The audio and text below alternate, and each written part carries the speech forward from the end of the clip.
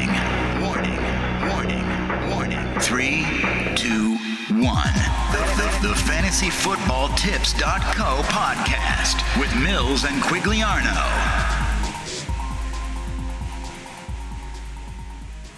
Hi, you're listening to Fantasy Football Tips in association with Premier Punt, the home of daily fantasy football betting. I think that was slightly better, Quigliano. Well done, yeah, proud of you there. Yeah, I mean, we're into game week 10. Just to say that, just in case you're listening to sort of, we've got quite a few podcasts out there now, haven't we? So we just kind of need to differentiate them right at the start. It's early, Quigliano. How are you feeling about that? Because I'm not feeling great. I'm going to say one thing. It was dark on my journey into the studio today. Feeling chipper, mate. Feeling chipper for good reason as well. Okay, I mean, for those people that don't know, we usually record the podcast sort of late afternoon, by which time I've, had plenty of coffee and sorted myself out for the day and done quite a lot of research, reading around. I dread football. to think what that involves, sorting yourself out for the day, but we're here to talk about football. There are people currently melting down their gold and their silver to erect statues of myself. Oh, right. I mean, it's, you're feeling quite good about yourself, aren't you, this week, Quigliano? People are creating their own godlike figures, and you called it last week, didn't you? You said there's a bit of a god complex. There was a bit of a hero tweeted, actually. We'll get his name later. But Wijnaldum, I've even learned how to say his name while we've been away. Yeah, that's funny, that is, isn't it? Because you couldn't say it last week, but suddenly you can. It's amazing when you hear it 4 times. He scored again, and then he's got man of the match as well. Yeah, it was. I tipped him, mate, and you sort of mocked me for that. How do you feel about that now? I don't know if I mocked you as such. Well, I played my own personal wild card this week to get him in. You did, when I showed you, you said you can't justify that selection.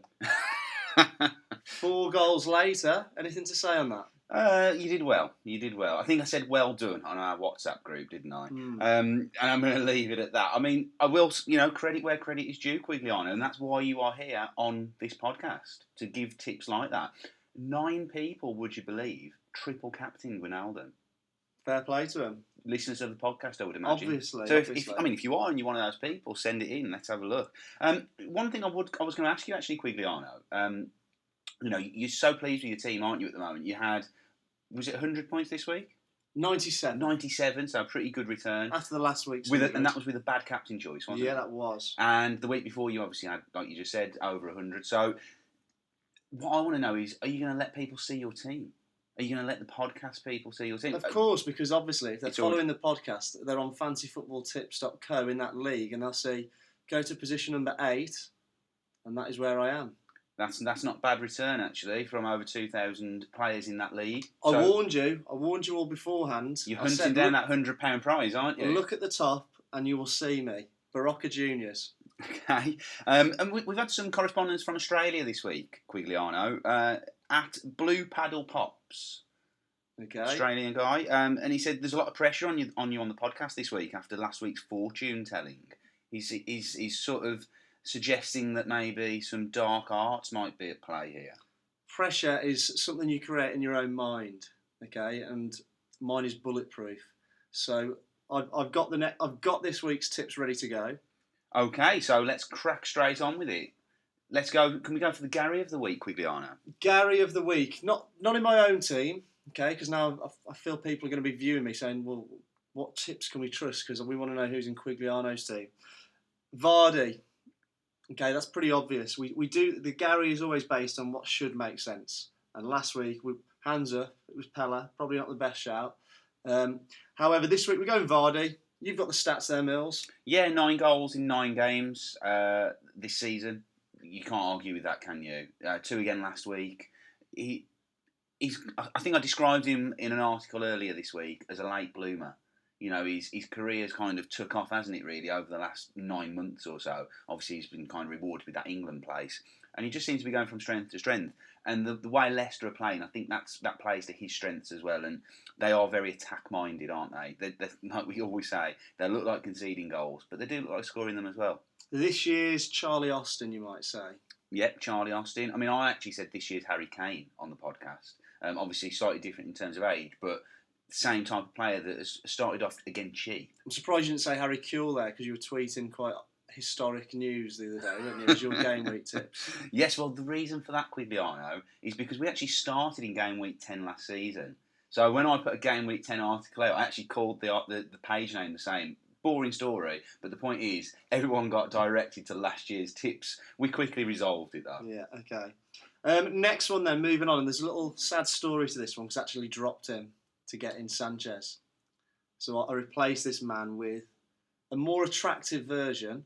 Yeah, I like you kind of had a little analogy for this, and I quite like it. Do you want to explain that? It's Ozil, it's Mesut Ozil, and it's somebody I've always appreciated, and I've obviously upgraded. It's kind of like looking back and seeing your mate with your ex-girlfriend. Like, you know you've got better. You've got a better one with you. But you're still looking back and thinking, oh, do I still wish I had him? And that's kind of how I feel about Ozil. I've let him go. And he what was it, 2 assists, was it? 3 bonus points in his last match. Yeah, I mean, top performance. Obviously, Sanchez continued the role, didn't he? And like you say, Sanchez is the real kind of class act. But, you know, let's not forget Ozil. He was at Real Madrid. He was a top player. When he came to Arsenal, everyone was all over him, weren't they? You know, and like you say, he's still a good option. I think this is his season, and this long shot. It's always the gambling one. Maybe so you're going to cheat on Sanchez and go back? I think long-term prospect is I'm looking to get them both. I want my cake and I want to eat it. Wow. Not a man who lives by the rules of monogamy. I mean, my own rules state never double up in the same position. But I actually... Are we still talking about we're fantasy still football? talking. Oh, sorry, I just drifted off there. No, I think you can get them both in. Sanchez, for me, is basically a striker anyway. So then I view that as allowing me to get Ozil in. Obviously, Arsenal are looking good at the minute, so it's easy to think that. But I'd feel safer with him in my team than without him. Okay. Okay. Fair enough. Talked to him well there. He's my little safety blanket, Mesut Ozil. But Delia, okay, where are you? Well, we kind of know where you are. You stuck out on the left wing, according to last week. Martial. Thoughts on that, Mills? Well, my first thoughts were when he signed that he wasn't one to put in, and then he hit the ground running, didn't he? Can you remember a man who tipped him? Yes. What was his name? Quigliano. Yes, he called it, and you wouldn't let me, and then obviously we jumped on the bandwagon eventually. Well, we did, didn't we? Because we had no choice. And I think my issue at the start was I didn't think he was going to play. And he has been playing. And like you say, last week out of position. But, you know, he could come... He will come good. He will come good. He's only 19 years old. You know, we can't expect that much of him. But, like you say... Where are you? Where are you? Let's be having you. Well, the reason why we're calling that, because we've got a nice straight swap, and it's the obvious option for the side tip. To introduce us to side tips, another man we talked about last week, and he popped up, got the goods, and we're tipping him again. It's Bonnie. Okay, little side tip. Wilfred Bonnie. Straight swap, similar price. Get him in. They have got the tough fixture, but they've probably got the easier run of fixtures after that, because they've got United this weekend. I probably would rather have a City player than a United player at this point. Even though it's at Old Trafford? Even though, mate, we're not scared of that fortress anymore. Okay, I mean, I actually think that could be quite a high-scoring game. I think the way City have been playing, they're going to go into it kind of high in confidence in terms of scoring. They're starting to get their injured defenders back as well, so that could help them. But, again, United, apart from the blip against Arsenal... I mean, they looked good, didn't they, against Everton at the weekend, scoring 3. I think City are going to go there and attack them because I think they can do what Arsenal did to them, but I think then you'll see a response from United. I don't think you'll see that Arsenal collapse that we saw. I disagree. Okay, so you're going a Man City whitewash? Not a whitewash, no. A Man City win there. And Bonnie potentially to score. And Bonnie, yeah. Okay. Next side tips, they're normally a bit quicker. Just tipping this is quite a generic one, a little bit like the Newcastle tips, although we did pick them out, is Spurs. Okay, Bournemouth conceding a lot of goals last week. They might be trying to tighten up, it is at home. However, there's a lot of options there you can choose from. Dia returns from suspension. I like him. It's a clean sheet chance. Also, probably then assist sort of and a goal scoring opportunity because he plays midfield. Is it NG? The lad who came on against Liverpool, rated him, like the look of him actually. Think that's a good option. And also Harry Kane, he had lots of chances against Liverpool. I don't normally tip him, but I liked his performance. I saw that game and I thought he looked quality. And Spurs have really sort of rejuvenated, haven't they, this season? Yeah. And they just seem to be going from strength to strength. I think, like you said, defensively, much more solid.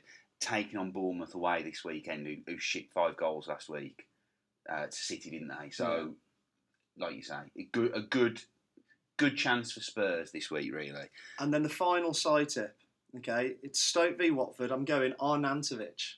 Okay, interesting. That's been on kind of...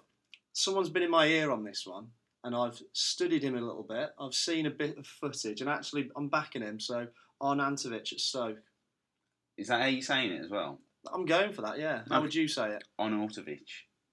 But that's just me, Quigliano. We know that, the knowledge is your strong point. Pronunciation, perhaps not. Agreed. You are listening to Mills and Quigliano on the FantasyFootballTips.co podcast. Sponsored by Premier Punt. All your fantasy Premier League tips in one juicy little podcast. Get in touch at www.fantasyfootballtips.co.